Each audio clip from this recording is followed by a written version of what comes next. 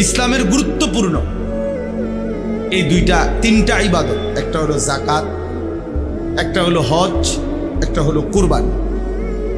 যাকাত এবং হজ ফরজ ইবাদত, হজ এবং যাকাত, আর কুরবানি ওয়াজিব ইবাদত।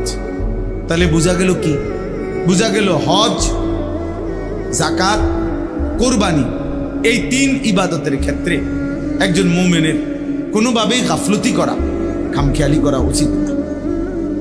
একটা জিনিস বোঝা দরকার, ইসলামী শরীয়তের মধ্যে যেই আমলের যেই হুকুম, ওই আমলের মাসআলা জানারও সেই হুকুম।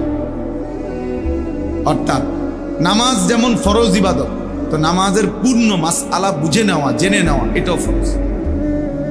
যাকাত যেমন ফরজ, তো এটার মাসআলা বুঝা এটাও ফরজ।